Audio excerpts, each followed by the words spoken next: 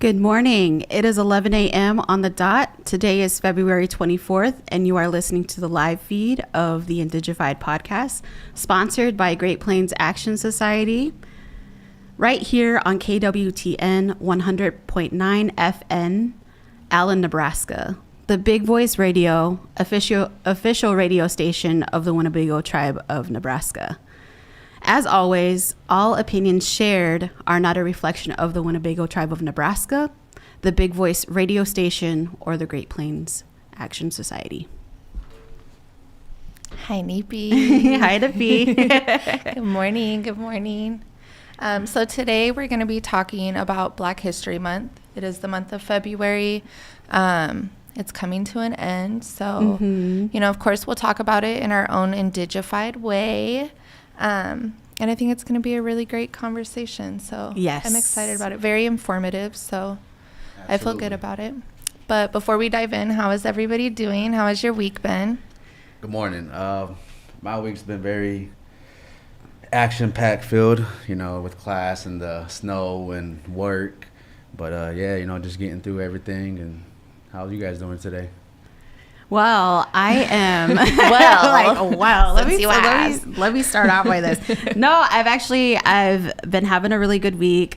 I don't know, for some reason I felt like I was stuck. I don't know if anybody else has felt that this week, but I just couldn't get out of this rut feeling, because I have so many projects that I'm working on, and right. I don't know if it's just all at once just coming at me.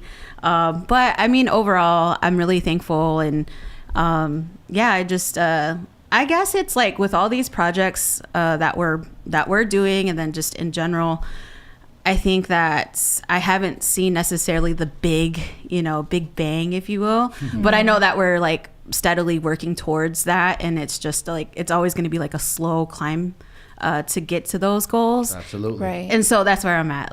I'm just okay, I just got to keep focused. I got to keep, just hustling and grinding and working hard. And Yeah. I think with patient. that, I'm sorry. No, go ahead. I think with that, it just goes with the balance, balancing the time, balancing the energy, balancing the effort. And I personally believe that, we can't expect too many unrealistic expectations in our affairs. Mm-hmm. So I'm glad that you brought that up, though, because like I said, for me, it's just simple, action-packed week, but you was able to go more in depth with that. So thank you. How you doing, Monica? Yeah. I'm doing good. I'm tired. I'm so tired. I also have a lot of projects going on. I've got a pretty big opportunity this evening. I don't want to say too much about it, right? Because I was raised, you don't celebrate your wins until you actually win, because somebody could be listening who doesn't want you to win. That's true. So, That's true. So hopefully next week I'll have some good news and get to share my experience from tonight. Good luck with that. Yeah, thank you. Yeah, you guys know. My small circle knows. So that has been really hectic, organizing all of my thoughts, organizing everything that goes into it. Mentally I'm great. I feel really good. I think I'm also kind of in an autopilot mode where I'm not necessarily just surviving, because I'm not in any turmoil or, negative spirits, but definitely an autopilot. I just gotta go and go and go. Yes, and once I'm finished, then I can take a moment to rest. Of course, I grab my little moments when there is times like these where I can reground myself and make time for the things that I love and the things that I enjoy, the things that make me happy. But lately it's been okay, I got 10 minutes for some self-love. What am I going to do? Yes. Absolutely. Yes. Yep. Yeah. But I'm happy everybody's doing well. I'm happy everybody's had a great week. So kind of something new that I've been wanting to do on the podcast is an icebreaker. Okay. And since we're getting into the topic of Black History Month, I would love to know your guys' favorite historian or current African American person that influences you or motivates you or you just vibe with. I'll go first. So growing up in like a white household, if you will, I don't know, like Tupac was one of the game changers for me, I guess. Okay. And just like growing up, because I mean, I wasn't exposed to that necessarily. So I think I scared my dad when I started listening to like, you know, black music, if you will. But it, again, you know, just sharing my story from last week, that was something that I resonated with. And as I got older, I knew that I was different from, you know, just my neighborhood, if you will. And I don't know how it came to be as far as me wanting to listen to Tupac, but everything that he had talked about just resonated with me. Mm-hmm.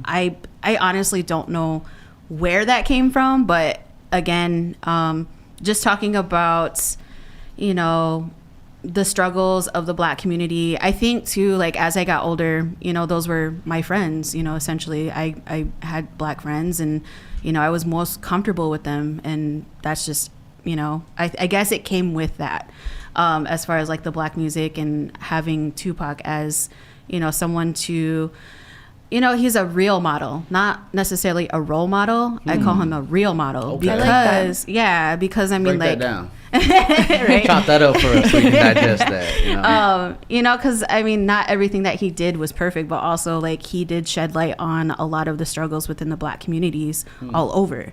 And absolutely. I think also too, just talking about the cultural aspect of, you know, the motherland, you know, in reference to Africa. And, you know, so that was kind of the first black American, if you will, that influenced me and you know, just kind of shaped my upbringing, if you will. Absolutely. Yeah. And I'm happy, like I love that you picked him, because when I think of Tupac, I think of like the beginning of modern activism, because he wasn't like organizing, you know, these speeches or these riots.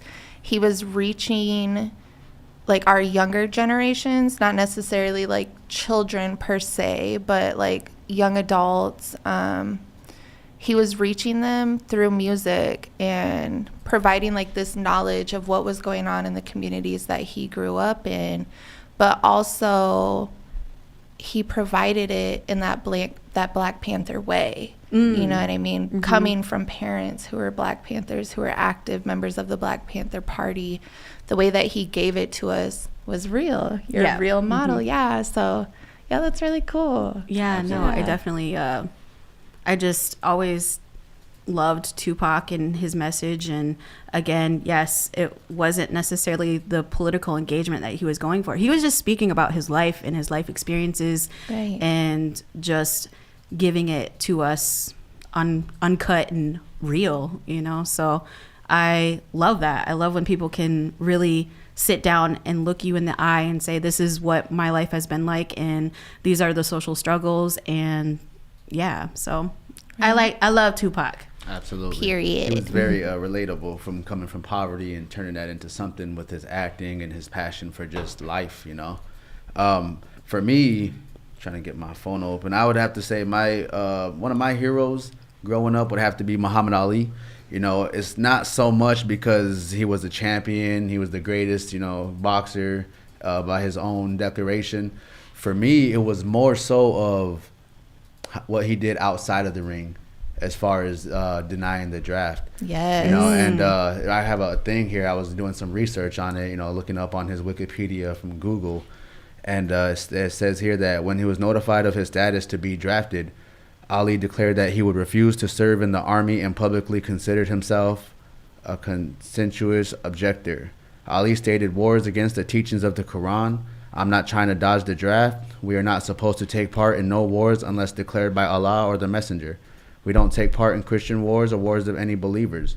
He also said, "We are not to be the aggressor, but will defend ourselves if attacked."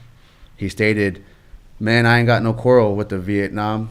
And he elaborated, "Why should they ask me to put on a uniform and go 10,000 miles from home and drop bombs and bullets on brown people in Vietnam, while so-called Negro people in Louisville are treated like dogs and denied simple human rights?" And I kind of personally feel like where he was coming from It's like, why not to go against, any veterans, and not to go against, serving our country, because I have the utmost respect because I have veterans in my family. But from his standpoint of what he was standing for, not fighting a war that wasn't personally his or from his religious group, standing on his religious beliefs, because in this country we do have the First Amendment, which is, the freedom to practice our religion. And as for Native Americans, that gives us the freedom to practice our traditional ways. Right. Especially as sovereign nations, we get to have that luxury to create our own laws and everything, run our own reservations. Right. So with Muhammad Ali making that stand and standing on his principles, knowing he was going to face prison time, knowing that they was going to strip him of his titles, and it was a hard 4-year fight, I think, to get back into the ring. And he obtained his titles back after all the adversity. Like he said, he wasn't dodging the draft. He went and served his time. Right. And I just feel like that was a very commendable act in history and in time that needs to be celebrated and remembered, because as we move forward for these strides in life, for women fighting for their rights and so on and so forth, with us fighting for our indigenous rights, as far as, the ICWA thing y'all was talking about last week. I think that's just something that's very inspirational, that, he really stood on principles, and he was who he was despite the public opinion, because he was really hated for his decision. Yes. Right. I want to add on to that real quick too. I want to also acknowledge all of the Black soldiers that didn't get recognized for doing their heroic acts. And, sometimes it takes a very long time for those acts to even be talked about. And, we decorate our soldiers, and, and sometimes, no, I shouldn't say sometimes. Most times, those Black soldiers do not get acknowledged until way later. And they may have not even been alive to receive the credit, or, I know it's not about credit, but to even be acknowledged. Yes, yeah. Absolutely. the honor of receiving deeds or their medals for their heroic acts in war. Right. Which is a great point, because that's still something that happens to this day. Absolutely. Right. That's not just a part of history. Yeah. So as for mine, I have two, of course. I can never just decide on one. So the first name that came to my mind when I was writing down this icebreaker was Angela Davis. Miss Dr. Angela Davis. Phenomenal woman. I just admire her really from a point of activism, resiliency, and just that passion that she has, because Angela Davis is still alive. She was a part of the civil rights movement, and I think sometimes people don't realize that the civil rights movement was not that long ago. There Absolutely. are people who are still alive that were a part of that movement, who witnessed that movement. There's people who are still alive that went to schools that were segregated. Absolutely. That, seeing the process of desegregation and how ugly that was. One of the things that really strikes me with Angela Davis is she was not only involved, but she completely lived the lifestyle. As a young girl, she had one of her neighbors, and then her sister's friends were two of the 4 girls that were killed in the church bombing. Yeah. So it wasn't so much that the civil rights movement came along and here was this woman that just got involved, and she came into these spaces that were very masculine and, just was kind of a boss babe about it. No, she grew up with these experiences, as a young child living in fear of her home being bombed, or her father being murdered just for simply being Black. So I definitely idolize her. She's one of my idols. And then on the other end, my other name that came to mind was Erykah Badu. Yes. I love Erykah Badu, not just from a musical standpoint, but from a spiritual aspect. Erykah Badu definitely influences not even just the Black community, but the community who loves neo soul music to get in touch with their roots, to understand that we are in charge of our energetic body, that we make our choices, that there are things out there that we can utilize to reground ourselves and to open our minds and change our perspectives on certain things. But she also will let you know that she might be spiritual and she might be grounded, but if she has to, she can step out of character and act up. And I just love that. She's just so raw and authentic. Yes. Yeah. So to get into why we chose this topic, I think that it's important. Yes, we are Indigenous people, but also I think that it's important to talk about Black history in general and not just a month. I'm just gonna. Right. I have my opinion about like these months. Why do we? And then not only that, like why is Black History Month in February, which is like the shortest month out of the year? Like So oppression. It's just right. But regardless of whether it's this month or not, people should be talking about Black history in general. Right. It's very important. Yeah. Black history is a part of American history, and the stuff that the Black community went through should not be forgotten, especially being that a lot of those historical experiences are still going on to this day. Mm-hmm. So I want to open this up with this quote. And as I was researching and just kind of educating myself on Black history in general, this nation was built on stolen land. Yes. And with sex and human trafficking. Yes. And a lot of the history that is taught in the public education systems do not even go into the full extent of what happened to the Black communities and also Indigenous communities too as well, because I feel like a lot of our social struggles and where we are at today, we've been oppressed by the same oppressor, but also the oppressed was also oppressed by other by the European monarchs, if you will. Right. And so we have all of this history and we don't ever really talk about it. And we have legislation here in Iowa and Nebraska that has banned critical race theory. Have you guys heard about what critical race theory is? I haven't. Mm-hmm. Oh, I'm so passionate about critical race theory. Do you wanna tell everybody what critical race theory is in your own words? Yeah, and then if I'm wrong, you can correct me. Oh no, for sure, because it's a because we throw around critical race theory, but a lot of people don't know what critical race theory is. Right. So go ahead. So from my understanding, critical race theory is the erasure of these historical components that make certain groups of people have like a sense of guilt or makes them feel bad about themselves. So we're talking about the civil rights movement. We're talking about the Jim Crow laws, mm-hmm. the genocide of Native Americans. We're talking about how Chinese immigrants were brought in to build the railroad structures. We're talking about women's suffrage. This is all stuff that these government systems would like to eliminate from history in a sense. So they want to take them out of like K through 12 school books and not have those discussions.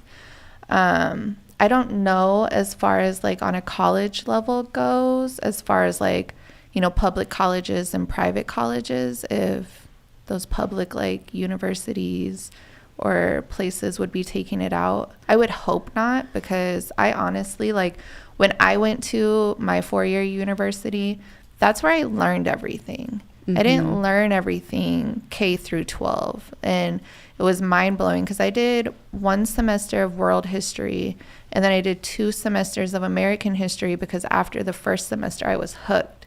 I was like, oh my gosh, this professor is amazing. He was so cute. He was like this little old tiny guy, and he was actually a professor at Iowa State the majority of his like collegiate career. But he was so raw, and he himself is like a member of like the Caucasian community. So to have that, and for him to be so brutally honest with these huge lecture halls about what happened was like amazing. I think after like my second lecture with him, I went up to him, I introduced myself as a Winnebago woman, and I thanked him for being as honest as he was. And then that's when I learned about his time at Iowa State, because he was like, oh, I know where that's at. And I was like, oh, you know where my little reservation is located on the map? I love that. But it's so important. So the removal of these history components to not make certain class members feel uncomfortable is just so unfortunate, because how do you talk about American history without talking about the genocides, the oppressions, the slave labor, slavery in general, and the conditions of that? That is an important piece of so much of our population in America. That's such an important component of their family structures, of their lives, like of what molded them into the culture that they are today, what molded these people into the person that they are, the way that their parents bring them up, and the stuff that they teach them. So absolutely, it's crazy. So critical race theory, for folks that don't know, is basically it is a theory at the end of the day. However, it is addressing the social, political, and just how race plays into how our nation was built, and how the media, the entertainment, and how our world now operates.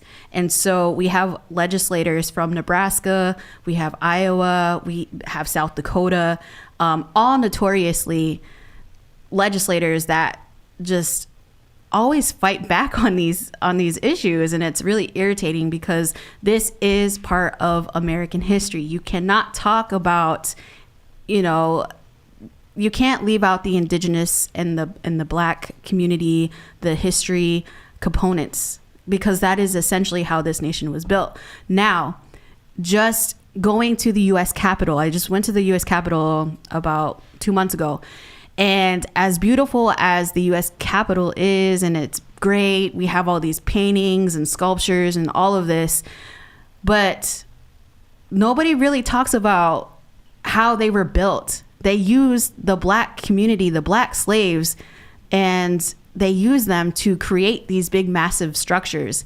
And then not only that, the walls are plastered with enslaved people, with indigenous folks being traumatized.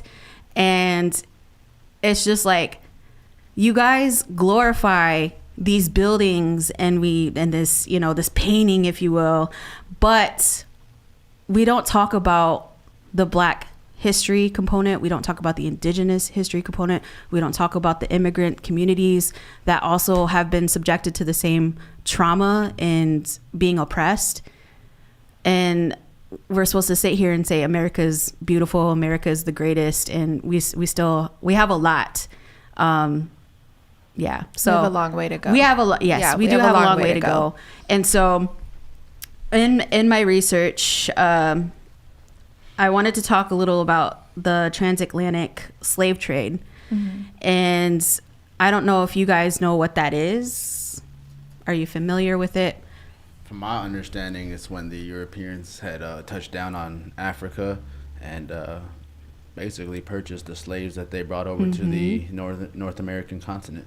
Yeah, so the transatlantic slave trade was basically stemming from the Papal Bulls. And I don't know if you guys know what the Papal Bulls are. If not, the doctrine of discovery came from the Papal Bulls, or was in the Papal Bulls.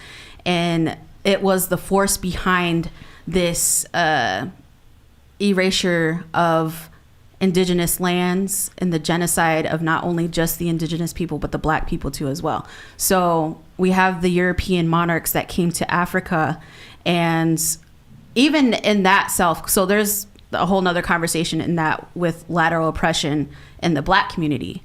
So we had European monarchs that came to Africa, enslaved all of these black slaves, and then brought them over to not only just America, but Barbados, the Caribbean, and within that whole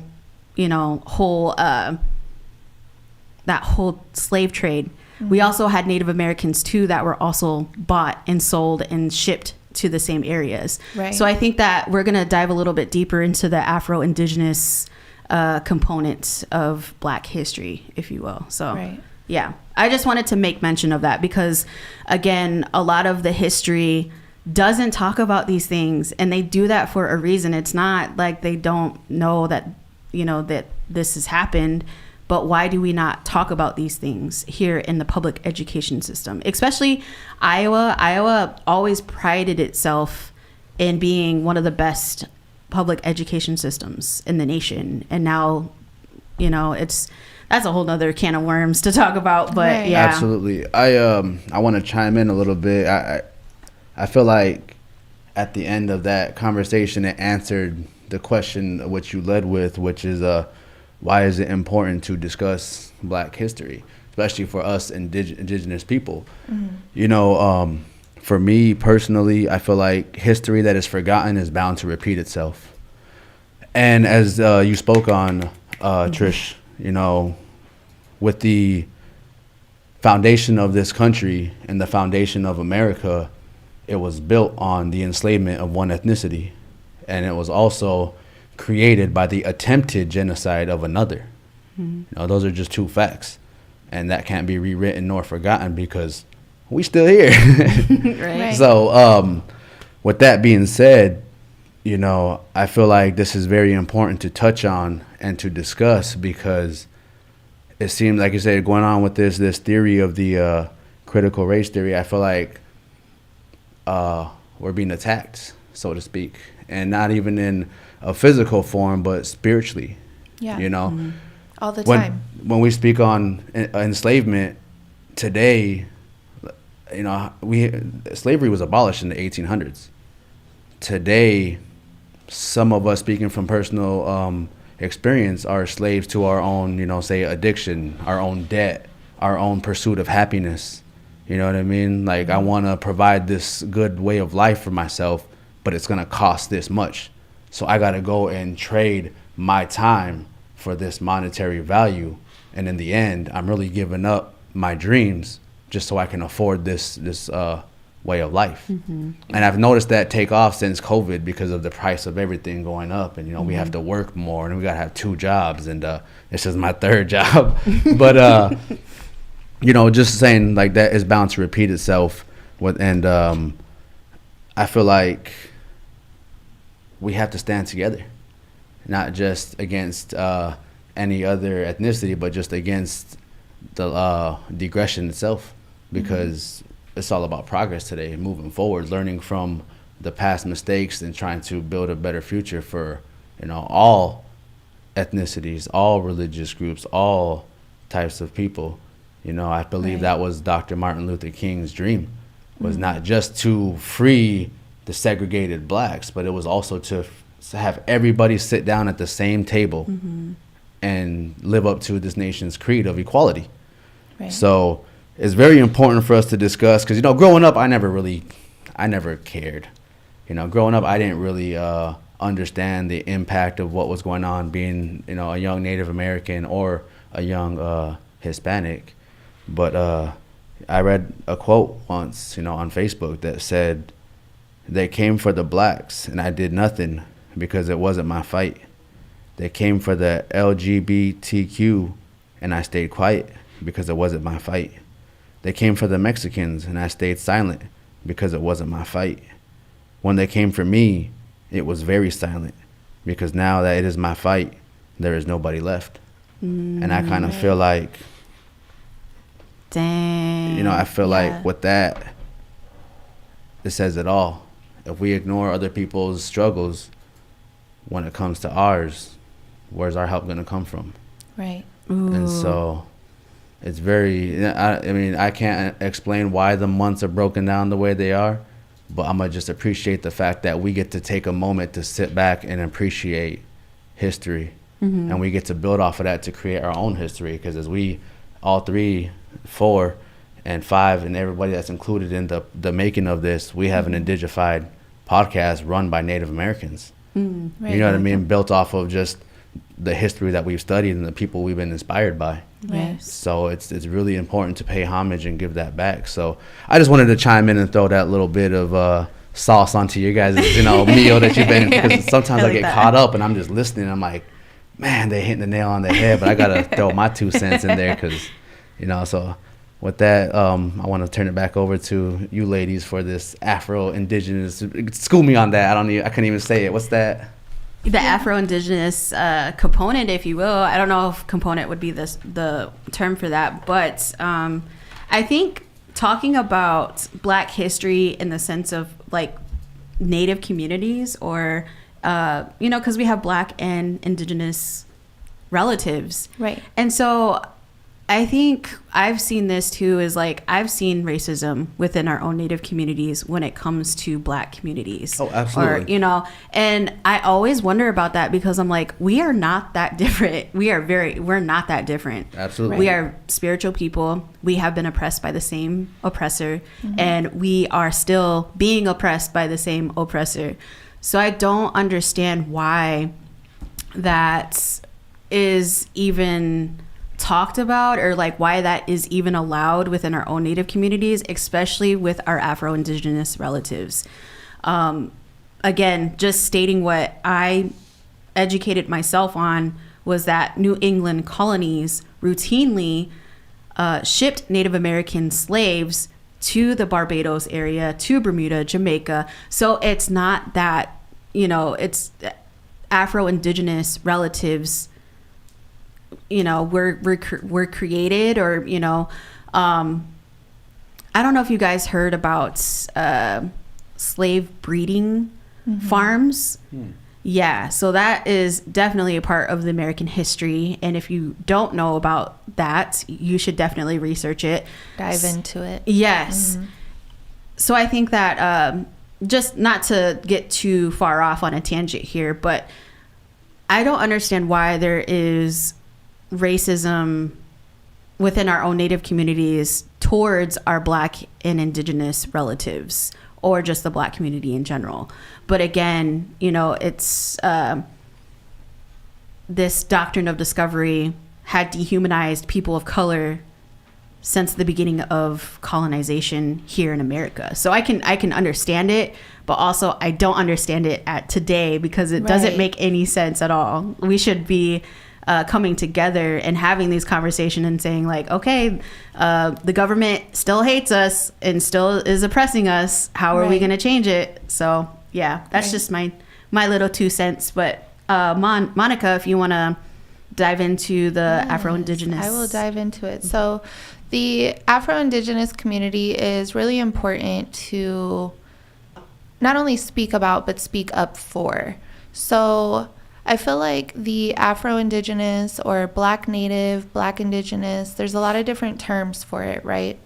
I feel like it's so important to speak up for them, because it's even more difficult for them to get their recognition than a person who is Native or a person who is Black. Both of those communities are so far oppressed that when you're mixing the two together, people tend to not recognize them as being from both cultures. They'll only recognize them from being from one culture, and generally it's the culture that they're raised by. So if they are raised like in like urban cities, bigger areas, right, then the Black community will look at them as being Black. And if they're raised like here on our reservation homelands, or maybe even like in Sioux City, and they're around their Native American community, then they'll be recognized as being Native American. But very seldomly does anyone say, oh, you're Afro-Indigenous, because that is a culture. It's a culture, and there's a lot of people in North America that belong to that culture. And unfortunately, because of the way that history played out, there was a time where we had these ancestors or relatives, primarily like in the southern tribes and the tribes on the East Coast, that were assimilated into colonial culture. And there were, what is it called? So there was like a law. Hold on, because I took notes, but I took notes on my phone. Sure. So there was the Dawes Act. And the Dawes Act targeted the, what did they call them? The 5 civilized tribes. That's what they called them. So it was the Cherokees, Creeks, Choctaws, Chickasaws, and Seminoles. That's who was identified as the civilized tribes, right? How you gotta be civilized? Like, I don't get that. So when I was reading it, right, I was like, well, that was a very colonial word to use, civilized, you know, because the rest of us were called savages. But so I feel like those tribes were identified as the civilized tribes because if you think of their placement, they were the ones that, you know, first, I can't say first, but were of the first tribes that came in contact with colonial settlers. And they're also larger tribes, you know, whereas smaller tribes may have went through a complete genocide of that community, or maybe they went through like those genocidal experiences and whoever survived would end up, you know, moving and traveling until they came across another tribe that would be willing to like adopt them in, right? So long as they took up with their cultures, learned their language. But anyway, so with the Dawes Act, the government offered these tribes land allotments if they gave up their tribal governments and they followed state and federal laws and regulations, but they also had to dress like the colonial people dressed. They had to farm, and the crops that they grew had to be available not just to the tribal community. So there was like these, what's the word I'm looking? Stipulations. There was these stipulations to the Dawes Act, and that's also where our registry of Native Americans, when people are trying to reconnect with their history, that's where people are finding their ancestors. They're on the Dawes Act. It has their blood quantum. That's where blood quantum comes in at, is tracking our, you know, how much of our lineage, how much of a percent we are of Native. And so with this, there were Native American people who would essentially become wealthy because of their farming and the crops that were being sold to the government. A lot of those people had slaves as well. There's people in our lineage that had slaves as well. And, you know, I can't say the treatment of these slaves were great or the treatment of these slaves were just as terrible as it was on these colonial plantations. But with that, there ended up becoming an Afro-Indigenous community. You had these two cultures together, and, you know, we're all adults. One thing leads to another, and there's babies. But also outside of the component of Native American people having slaves, there was also the freedmen who would seek out, you know, or runaway slaves who would essentially come into these reservation lands, and our people would be welcoming of them. And then they became a part of our communities. And that leads to the Afro-Indigenous community as well. And it's so important to recognize these people. But going back to the Dawes Act, when I think it was like, what did I read? I want to say it was like 100,000 people that, it was something like that. If that's like way off, my bad. But I believe it was like 100,000 people or 500, I don't know. But it was this large amount of people that put in an application for the Dawes Act, but it was a very, very, very small percentage of those people that were actually approved. And a big part of that was the Afro-Indigenous community. Their applications were not being approved because you were only allowed to be from one race. And if you're putting down Native American, but you have African, why can't I think of the words that I'm looking for? Features. If you have African features that are noticeable, these people that were building these structures for us people of color, they weren't going to be like, oh yeah, well, you're part Native, here's a land allotment. No, they didn't want to give us the land as it was. It was just like They a still tool. don't want to give us the land back. Yeah, it was just a tool of assimilation. So, you know, from their point of view, why would they give land allotments to these mixed race people, especially if they didn't appear to be Native American? So, Yes. I feel like I went off for a really long time, but No, it's you- okay. I be deep diving You into did a this lot stuff, of y'all. a lot of good things. I can relate to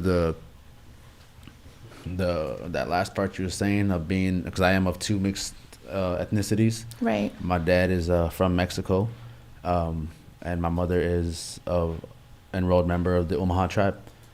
And for us, from my understanding, going into the 5 civilized tribes, like It makes me cringe Some- every time. I'm like, some oh my tribes did not resist, God. Right. nor did they attack. And the Omaha tribe was one of them, documented as one of the tribes that came in contact with the Lewis and Clark expedition.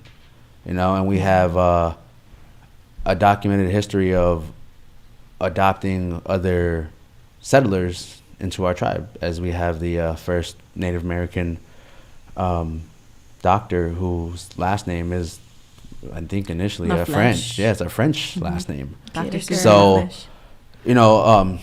Touching on that, like the Omaha way, we believe is not blood quantum. From my understanding, from the books I've read, it wasn't about blood quantum, or it was more of it was a way of life. How you adapt to it and how you accept it, and if you speak the language and you live the way, then you are Yes, being a Omaha. member of the community. Yes. So Yes. as you guys were saying, some of these runaways and these freedmen and other settlers that came in, like from my understanding, my tribe was very accepting, and that's kind of how we grew.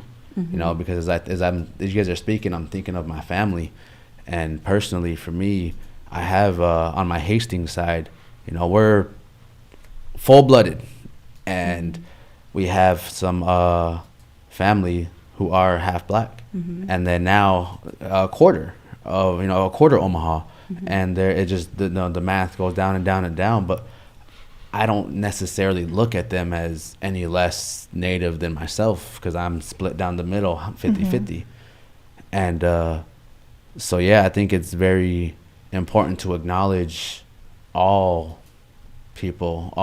Just saying, as indigenous people, we acknowledge the 4-legged, the 2-legged, the flyers, Right. the swimmers, like to acknowledge everybody, and especially those that are of less percentage. But if your mother, grandmother, grandparent, if your lineage tracks back to an indigenous tribe, embrace that. Yes. You know what I mean? Own that, but at the same time, embrace your other side. Because for me, I can't be racist. I come from two splits, so like I can't really pick one or the other. Right. I choose to embrace both. I'm learning Spanish, and while going to NICC to obtain my certificate and my degree, I'm learning the Omaha language, and English is my first spoken language. So I'm becoming a trilingual individual, and it's very hard. Yeah. Not easy, but so just going with that conversation, like I said, you just touched a lot of good points, and you gave us a really good history lesson that I wasn't aware of personally.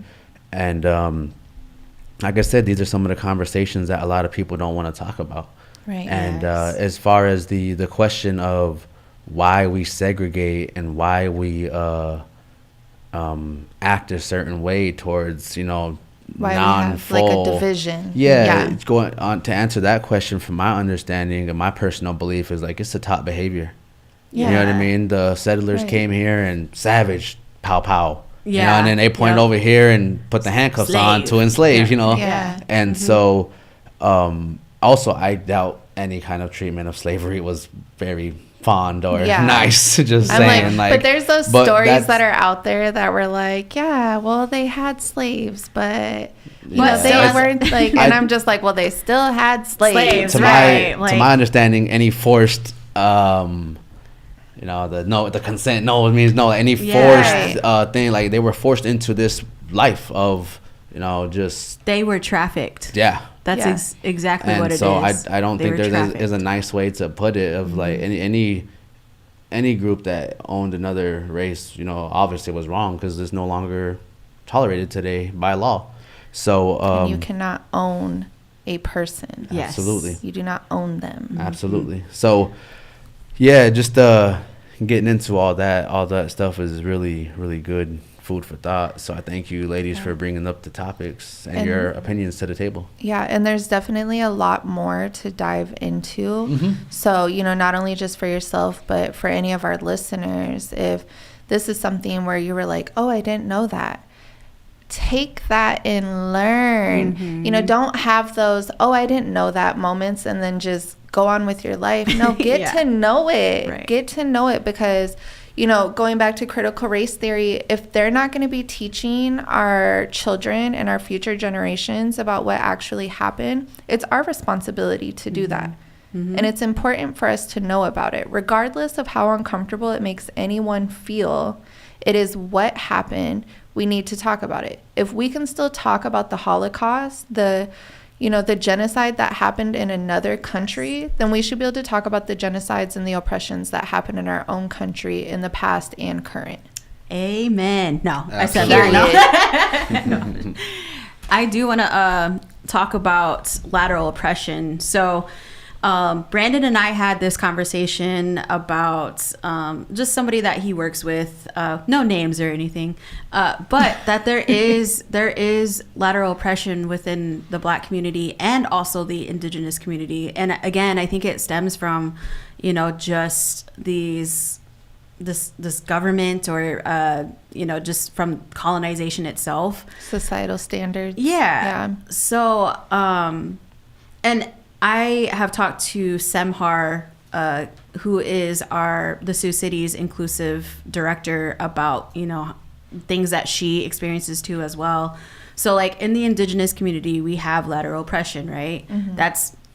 It's there. Nobody can deny that it's not there. It's there. So I thought it was interesting when Semhar had also said like, yeah, that happens to us. And I was like, what, really? And she was talking about, so she's Ethiopian, but she grew up here in the States and, goes to college or has gone to college, but that she has experienced lateral oppression in her own community. And I just thought that was, I don't know why, I have no idea why that was just so like mind-blowing to me, but that it does happen. So I don't know. I guess, again, just kind of going back to the conversation of like why it's important to talk about the Black history and what all happened with the Black community and, having the responsibility and the obligation of learning that history. Because, again, what Brandon had said was just so spot on, because we need to start showing up for the Black community. The Black community needs to start showing up for us, and we just need to come together. But yes, there is different dynamics, and it is challenging at times because it's not about the oppression Olympics, so to speak. Like we've all been oppressed, and Right.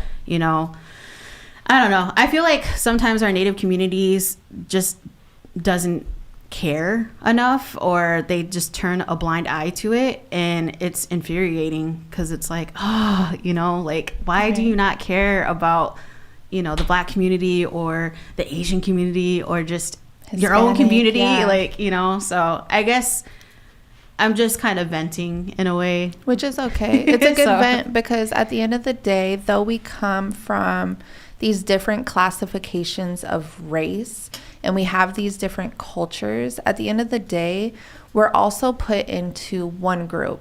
Society calls us minorities, but with the way our generation, the past generations, and our future generations are modernized things, we're the BIPOC community.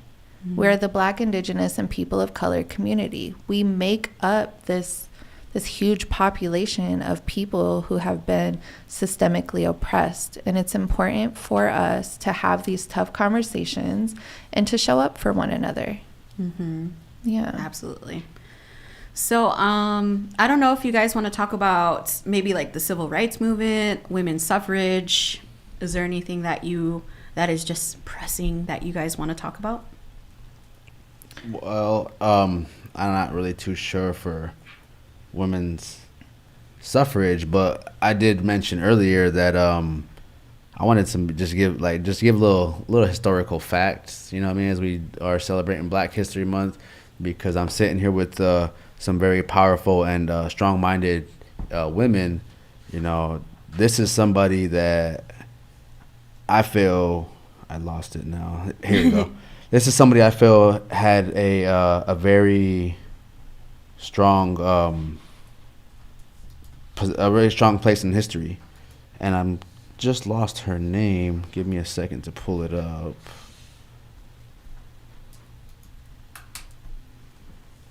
Well, while you look for that, I guess one last thing I would like to say is to people who do not belong to the Black or African American culture, stop using the N-word. Oh, yes. It is not. It is not cute, and it does not belong to you to utilize in whatever manner you want.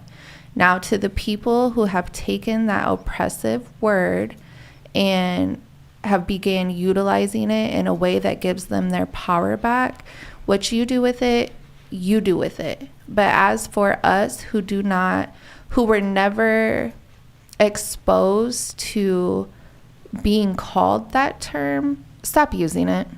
Yeah. Go wash your mouth out with soap. Yes. Absolutely. Yes. Yep. Shirley Chisholm was the name. And this little fun fact is Congress is more diverse now than it's ever been.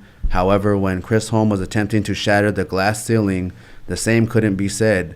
During the racially contentious period in the late 60s, she became the first Black woman elected to Congress. She represented New York's 12th district from 1969 to 1983, and in 1972, she became the first woman to run for Democratic Party's presidential nomination. Her campaign slogan, "Unbought and Unbossed," rings even louder today. Senator and now Vice President Kamala Harris paid tribute to Chisholm in her 2020 presidential campaign announcement by using a similar logo to Chisholm's. Mm-hmm. And I kind of feel like that's just something to end on a good note for everybody, that's why history is so important, because as of today, we have our first not only woman, but our first Black woman vice president. Yes. And I feel like soon you guys might be able to get a female into the White House. You know what I mean? So let's keep striving.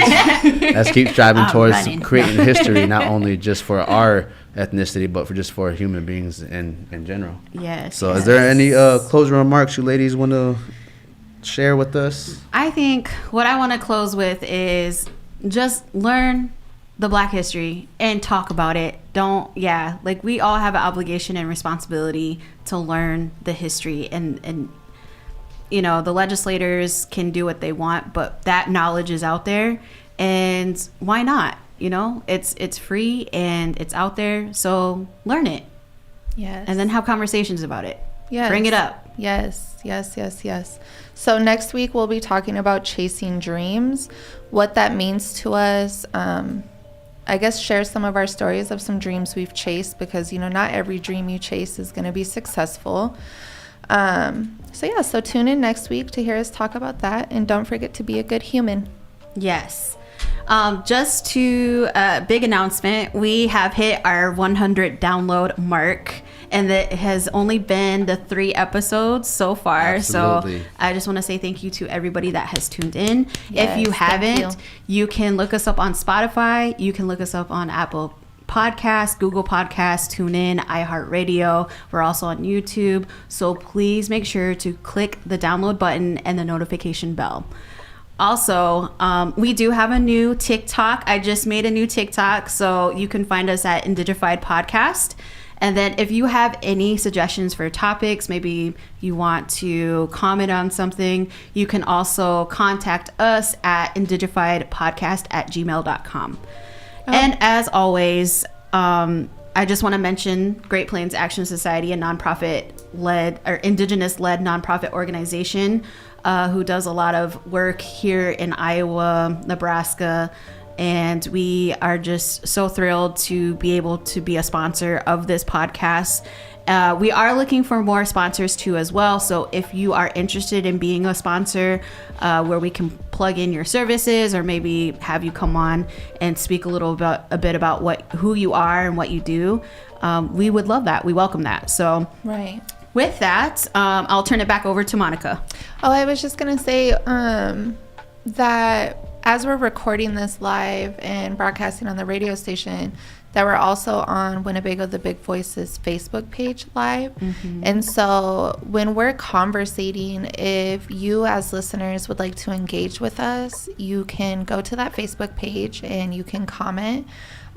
We'll try our best to keep up with the comments because as you can tell, we really get lost in our conversations with one another.